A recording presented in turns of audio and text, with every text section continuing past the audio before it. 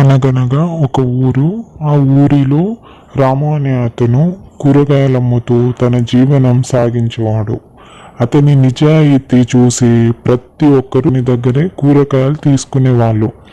అలాగే రాము కూడా ప్రతి ఒక్కరిని చిరునవ్వుతో పలకరిస్తూ అతని కూరగాయలు మొత్తం ఖాళీ అయిపోయేటట్టు చూసుకునేటోడన్నమాట.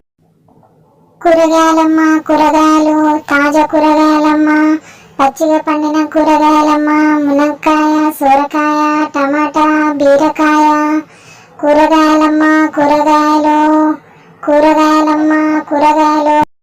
ఇప్పుడు ఆ ఊర్లో ఉన్న ఉషా అనే ఆమె అయితే కూరగాయలు తీసుకోవడానికి బండి దగ్గర అయితే వస్తుంది.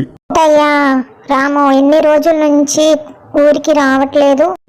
చిన్న పని ఉండి హైదరాబాద్ వెళ్ళేసి వచ్చానమ్మా, అందుకని రాలేదు కూరగాయలు అమ్మడానికని. ఓ అవునా, అందుకని రాలేదా? అవును అమ్మా, అందుకని రాలేదు.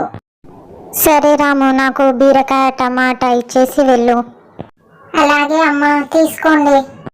అలాగా కూరగాయలు తీసుకుని అయితే ఇంటికి వెళ్ళిపోతుంది ఉషా అయితే.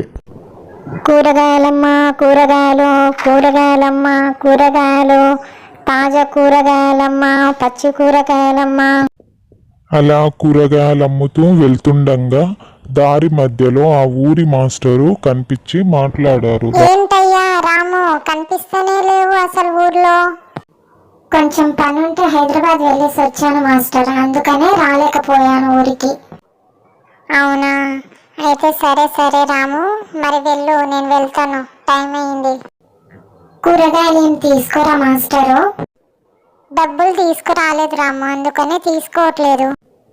డబ్బులు రేపైనా ఇవ్వండి మాస్టరు, ఇప్పుడైతే తీసుకోండి.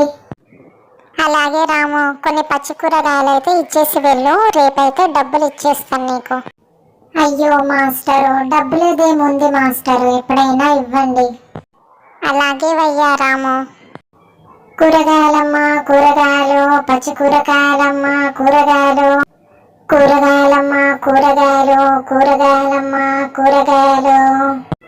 ఓ తారమ్మా, కూరగాయలు తీసుకోవా అమ్మా? వస్తున్నా వస్తున్నా రాము, ఆగు ఆగు ఆగు, వస్తున్నా. రా తొందరగా రా అమ్మా, సమయం అయింది, వెళ్ళాలి, ఇప్పుడే లేట్ అయింది చాలా. రాము అన్న, నిన్న మీరిచ్చిన సొరకాయ జాలి పులుపుగా ఉంది అన్న, ఈరోజైనా కాస్త మంచిగా చూసి ఇవ్వండి. క్షమించండి తారమ్మ, ఈసారి మీ ఇంటి వంటల వాసనకు తగ్గ సొరకాయ ఇస్తాను, తీసుకోండి. అలాగా తీసుకొని అక్కడి నుంచి వెళ్ళిపోతుంది. రాము కూడా కూరగాయలు మొత్తం అమ్మేదైపోయినాక ఇంటికి సాయంత్రానికి చేరుకుంటాడు. ఈ కథ మనకి ఏం చెప్తుందంటే, వ్యాపారం అనేది డబ్బు మీద కాదు, విశ్వాసంపై నిలబడాలని చెప్తుంది. విశ్వాసం ఉంటే విక్రయం స్వచ్ఛమైనదవుతుంది.